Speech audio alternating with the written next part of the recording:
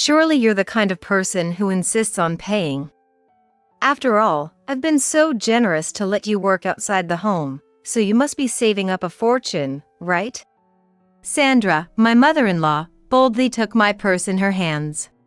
Struggling to get up with a high fever, I tried to stop her, but Sandra and my husband just went on their trip.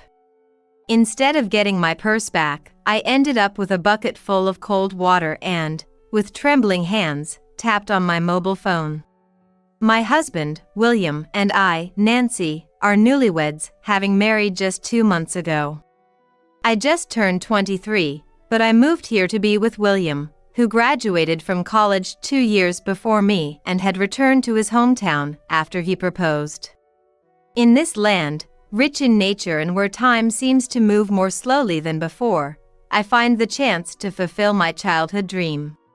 That dream is to work in a cafe visited by many customers, where soft music plays and where I can have pleasant conversations with the guests who relax as they please. I searched for a job with this goal in mind, but while there were openings in restaurants, I couldn't find any in cafes. Eventually, I took a job as a clerk in a beloved local shop that has been around for a long time. Our new home is on the same property as my in-laws' house. Due to the rural nature of William's hometown, where most people own their homes, the few apartments suitable for young people are always in demand and never available. But when it came to renting, the only options were old houses, so at William's suggestion, we ended up renting a small house next to my in-laws' house. This was how our married life began, but the most surprising thing was the change in William. While he was kind and reliable from our dating days through the early days of our marriage, moving next to his parents' house turned him into an unbelievable mama's boy. Or maybe he was always a mama's boy, and I just hadn't been able to see it. He managed to hide it so well that Mom says, Mom thinks became how most of our conversations started, with William believing his mother was always right and the best person to understand him. Sandra, who raised William, is commendable for her continued treatment of her grown son as if he were still a child, and upon seeing me, she openly shows hostility, seeing me as the woman who stole her precious son.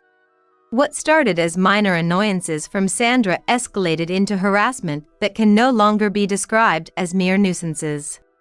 Daniel, my father-in-law and the only person who could have put a stop to Sandra's antics, unfortunately got transferred for work soon after we moved in, making it difficult to rely on him. My situation is far from the dreamy newlywed life I had envisioned.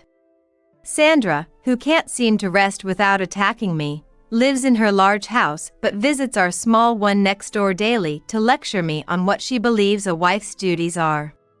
I was quickly worn out by Sandra's repeated advice, starting with, "You might not understand because you're young, but," telling me to do everything her way, to quit my job and take care of the home. I asked William to mediate, but showing his true colors as a mama's boy, he not only failed to remain neutral but joined Sandra in lecturing me on how to be a wife. In an unfamiliar land, without support even from my husband, who I wished could be my biggest ally, I threw myself into my work to avoid being home.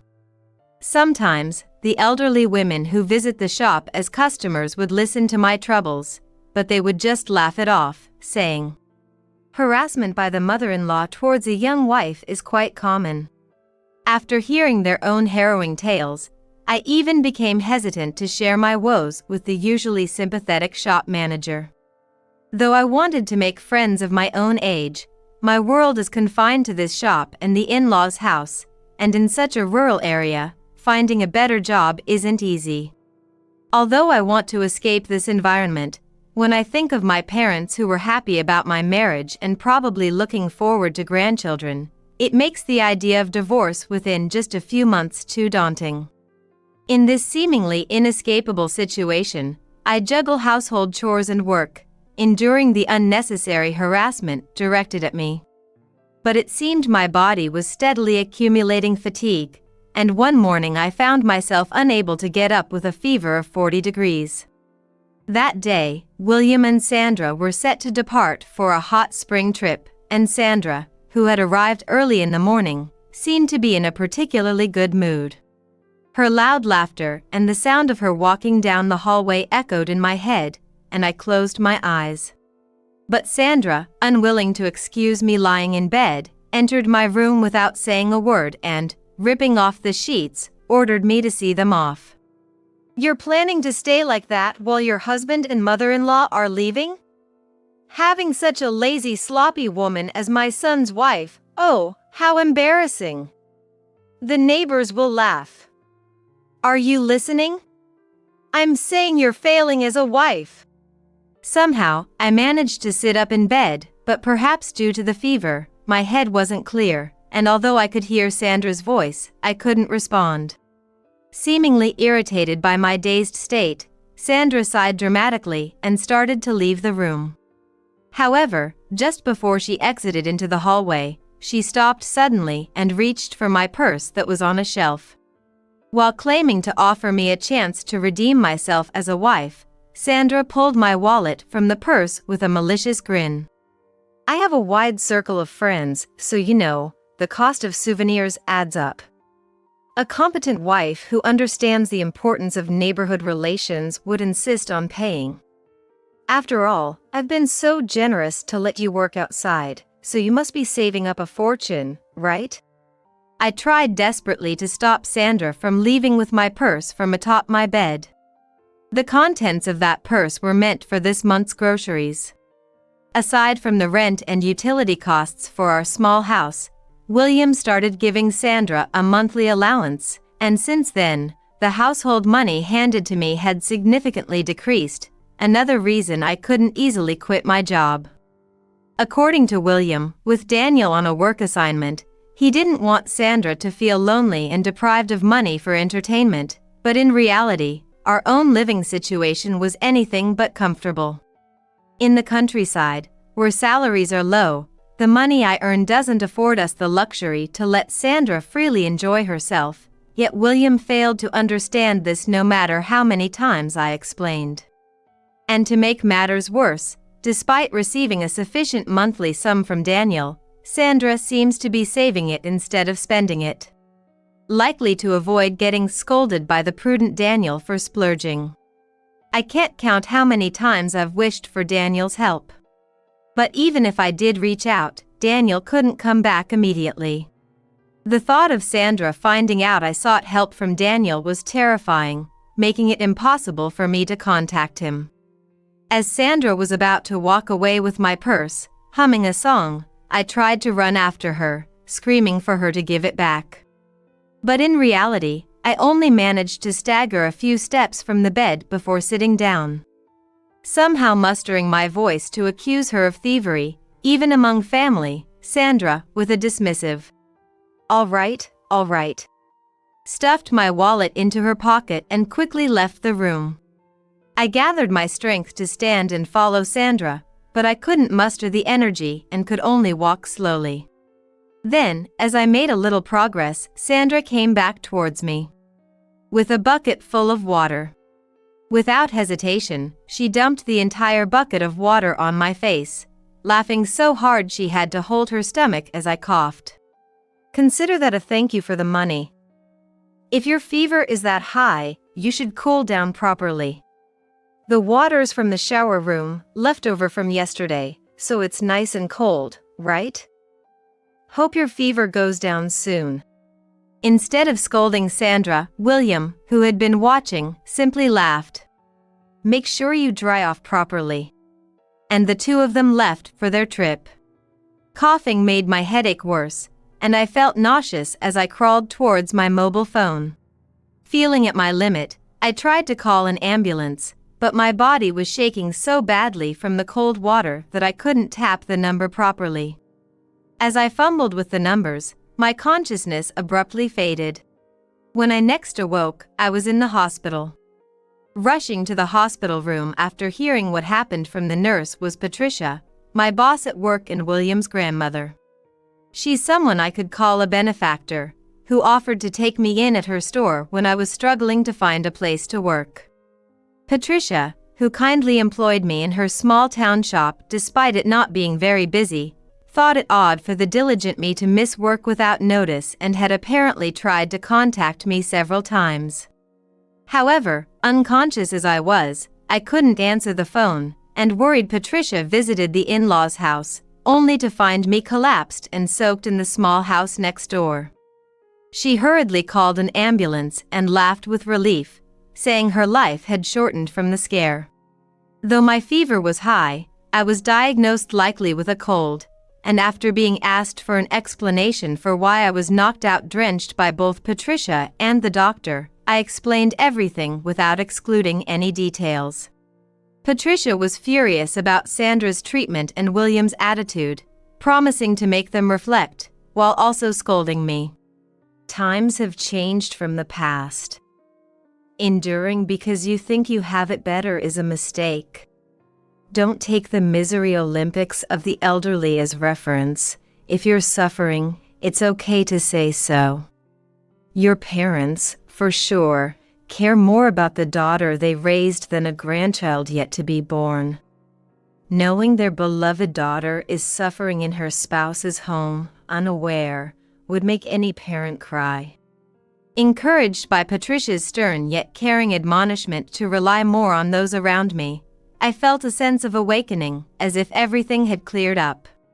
After discussing my future with Patricia and the doctor, and since my condition stabilized with treatment, after I was prescribed my medicine, it was decided I would stay with Patricia for a while.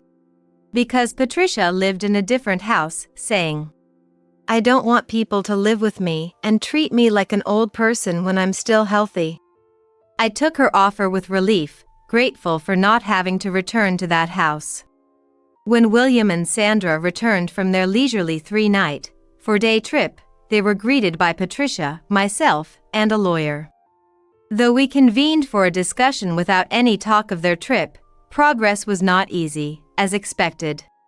When the lawyer explained that throwing water on me, causing me to lose consciousness with a high fever, could have endangered my life had Patricia not called an ambulance, they both started laughing.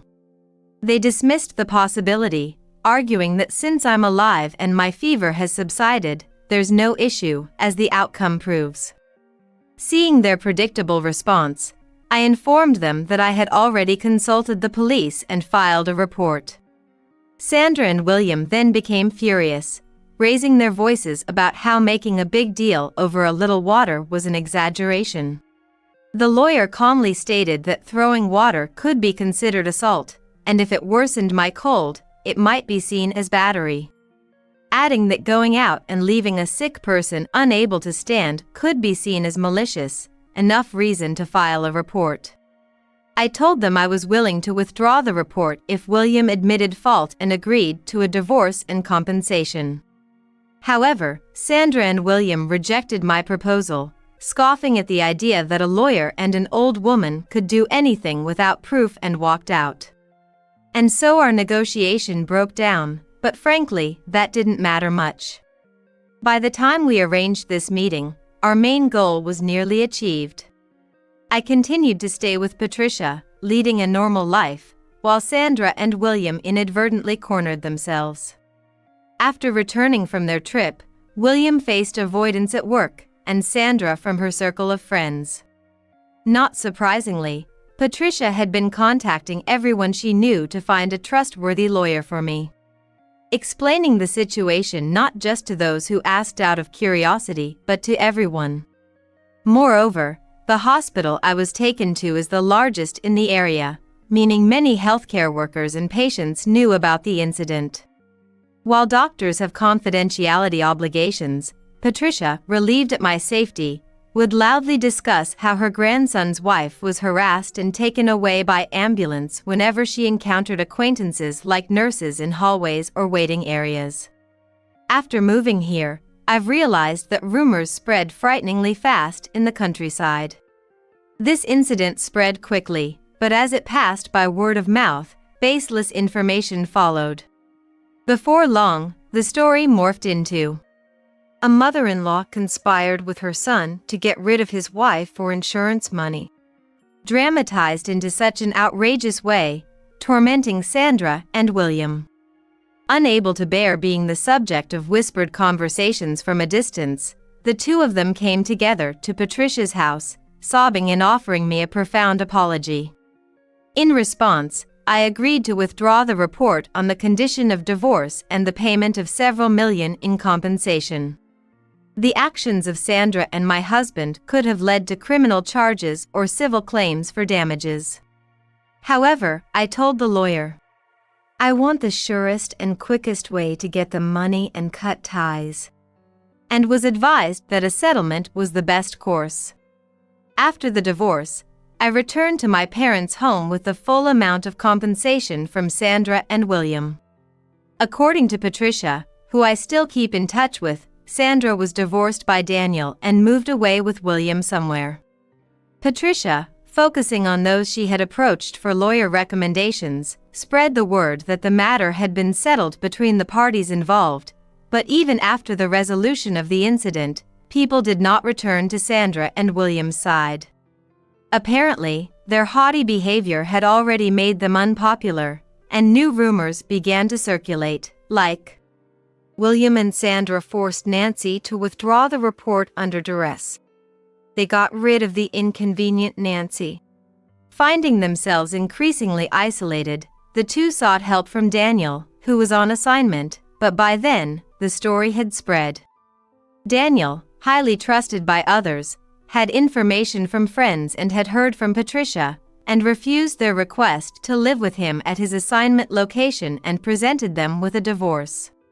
William, unable to bear the atmosphere at work, resigned, and with Sandra, cut off from Daniel's income, left, as if escaping, unable to find work here. Concerns that they might come to my parents' house were dismissed since the financially struggling couple would likely spare even the travel expense.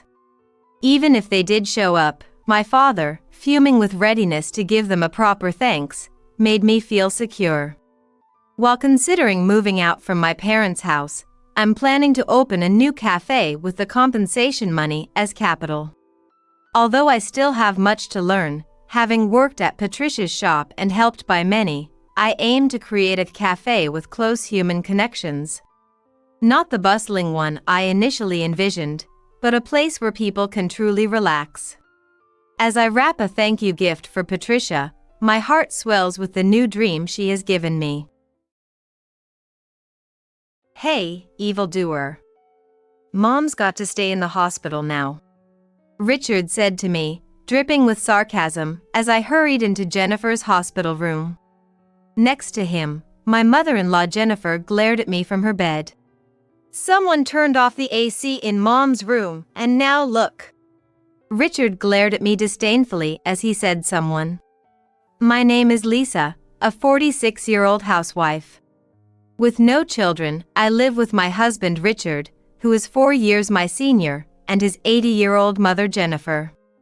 Over the past few years, Jennifer's health has gradually deteriorated, and she's been mostly bedridden for the last few months. I handle all household chores in Jennifer's care, while Richard leaves everything to me and does as he pleases. Jennifer and I have never gotten along since I married into the family, with her seemingly believing I've taken her son away, always treating me maliciously. I never thought I'd end up caring for her, but here I am, burdened with it. When Jennifer made unreasonable demands as usual, I thought it wasn't right to always comply and didn't respond, leading her to complain. Lisa is bullying me. This harsh daughter-in-law thinks nothing of me.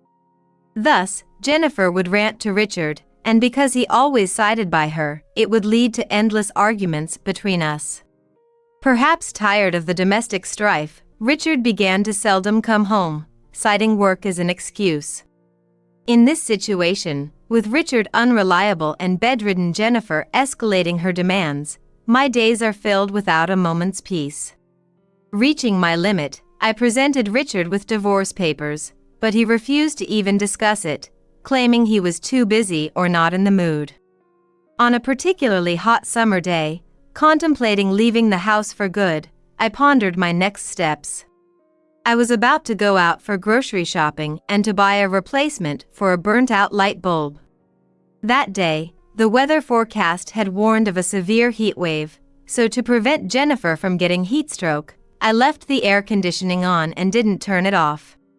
"Jennifer, I'm heading out to buy some groceries for dinner and a new light bulb since ours is out. I think I'll be back in the evening," I said, but there was no reply from Jennifer. Ignoring me was usual for her, so I double-checked everything and left a note before heading out to shop. Richard, who buys coffee and bread at the grocery store almost daily, fiercely criticizes my shopping habits.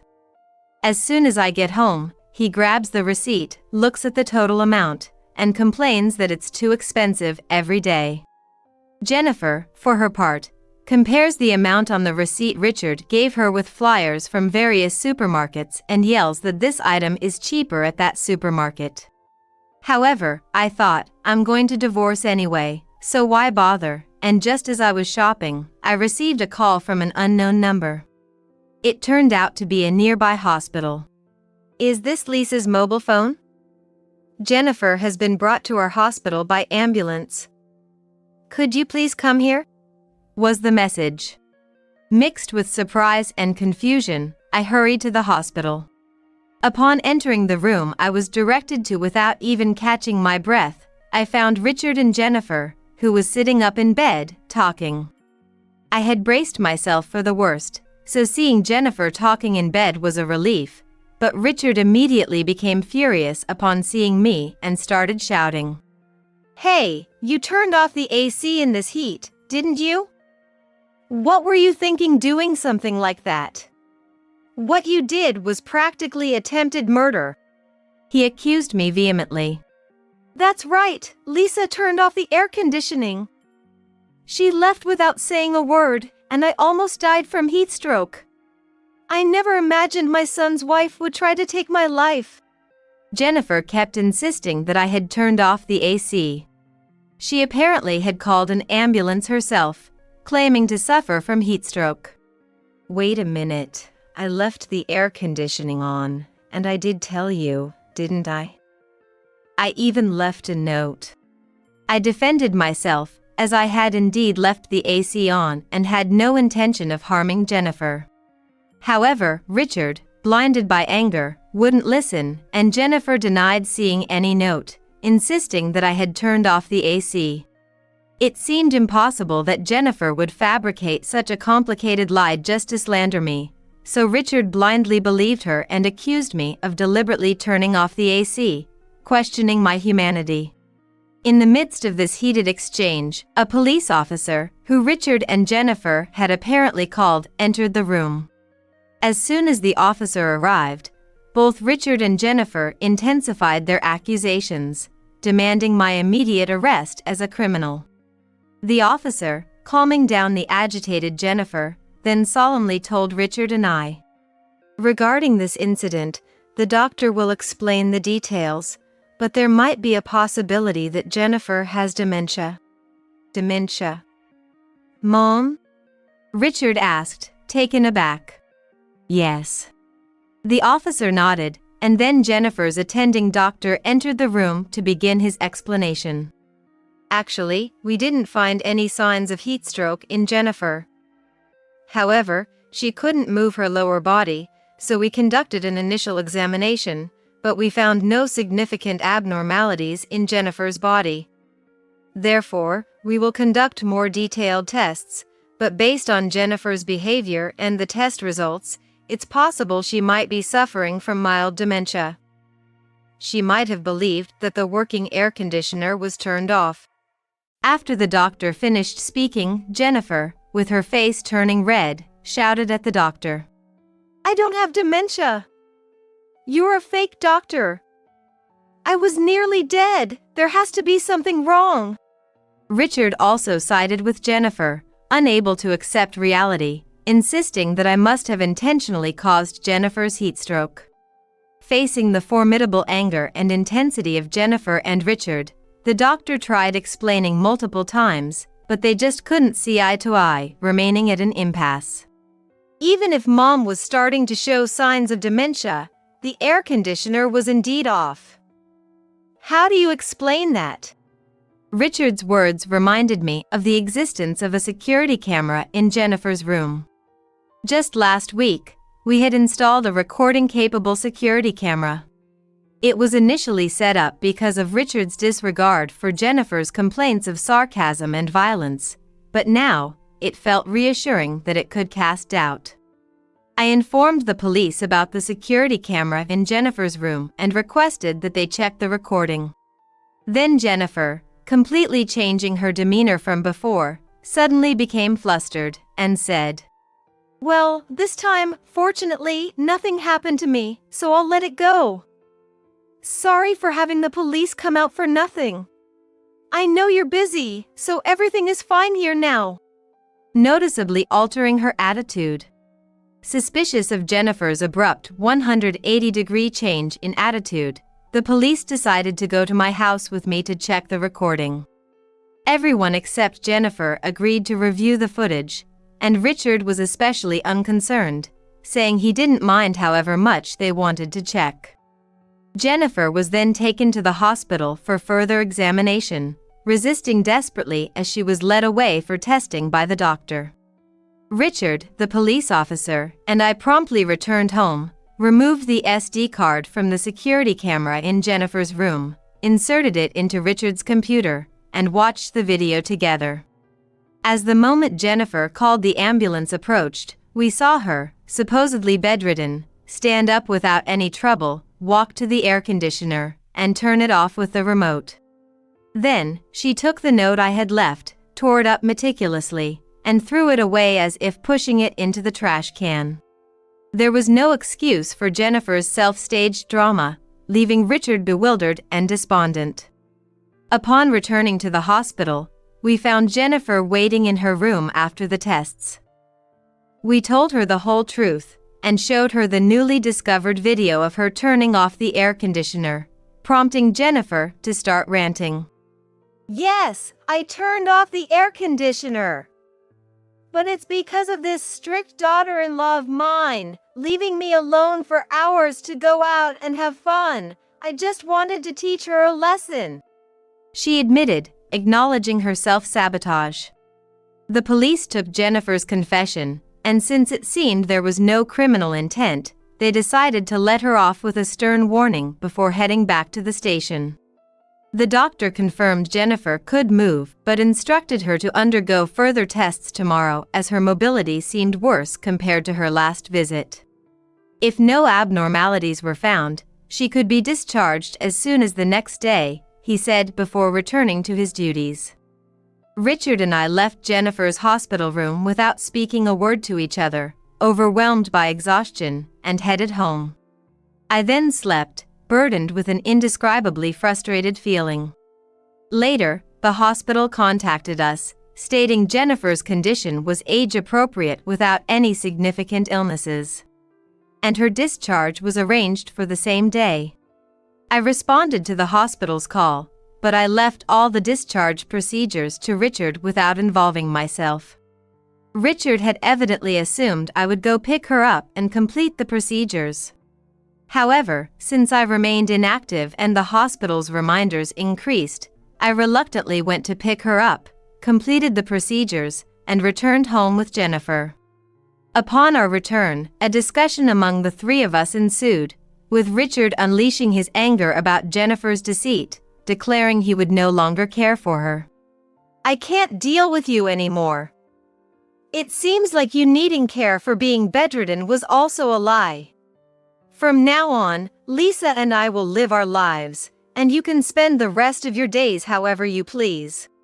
With that, he distanced himself from Jennifer, who cried, begged for forgiveness, and sought reconciliation. I intervened.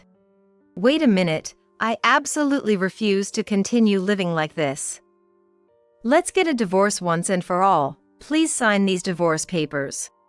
Saying that, I presented Richard with the divorce papers, already filled out on my part. Richard, utterly clueless about what he had done to upset me, looked bewildered and asked, "Wait a minute, Lisa, this doesn't make any sense. Why do we have to get divorced over this incident? isn't Mom the one at fault here? I decided to carefully explain all the reasons why I wanted a divorce. Listen, first of all, in this incident, Richard, you didn't listen to a word I said and just believed Jennifer, even going as far as to insult me as a cruel woman attempting murder. This isn't something new. You've always taken Jennifer's side. I've always felt alone, and now, without any evidence, you concluded it was my doing, went on a rampage, and even called the police, treating me like a criminal. There's no love in that. Furthermore, since returning home, you haven't apologized once. You boldly declared you won't take care of Jennifer anymore, but I've reached my limit. You were never cooperative with the caregiving. I was the one who actually took care of Jennifer, and it was incredibly hard. As I laid out my reasons, Richard glared at me, clearly displeased. Why bring this up now? Now. I've always said I can't handle taking care of Jennifer anymore. This isn't the first time I've shown you the divorce papers either. Living with you has been impossible from the start, and this incident has made it utterly unfeasible. Will you please just agree to the divorce? Richard, not liking the undeniable truth and logic, stubbornly refused to consent to the divorce. I remained calm, declared that I would involve a lawyer, and quickly packed my things to leave for my parents' house. A while after leaving, Richard messaged me, easily agreeing to the divorce as I had wished. However, he then started saying that there would be no division of property in the divorce. I immediately tried to contact Richard, but he did not respond, and only the completed divorce papers were sent, cutting off all communication. To uncover the discomfort I had felt for some time, I decided to hire a detective, despite the cost, to investigate Richard. A few days later, I received the investigation report from the detective, and as expected, Richard had been having an affair for a long time and had started a new life at the in-laws' house with his mistress, finding it convenient that I had left. Included were photos of Richard enjoying shopping, hand in hand with the mistress, which infuriated me to the peak. Unable to contact Richard, I stormed the in-laws' house at a time I suspected Richard and his mistress would be there. Shocked by my sudden visit, Richard and his mistress watched as I showed them the copied evidence of the affair, saying, "You seem to have been enjoying yourselves. Well, you'll be paying for the affair." With that message delivered, I left the in-laws' house again. On my way back to my parents' house, Richard bombarded me with calls and messages, but I blocked and deleted his contact this time. Later, I submitted the evidence of the affair to my lawyer and successfully won compensation from both Richard and his mistress. As for Richard and his actions afterward, a friend living near the in-laws' house informed me. Having paid a substantial amount of compensation, Richard and his new wife found themselves without money, leading to a difficult life. Though they remarried quickly, their poverty seemed to cause daily arguments so loud that the neighbors could hear their shouting. Jennifer, despite not finding any illness after thorough examinations, experienced worsening physical mobility due to her age, ironically becoming truly in need of care as if her lies had become reality. The mistress, having no experience in caregiving and tired of being forced into it by Jennifer and Richard just as I had been, packed her bags one night while Jennifer and Richard were asleep, left only the filled-out divorce papers, and disappeared. Richard, having betrayed his wife who cared for his parents by having an affair and remarrying, only to be left and quickly divorced, became a topic of scorn at work as the worst kind of man, losing his place there. An episode where Jennifer appeared at Richard's company, loudly searching for him and causing a scene, added to their reputation as a peculiar family, leading to laughter behind their backs.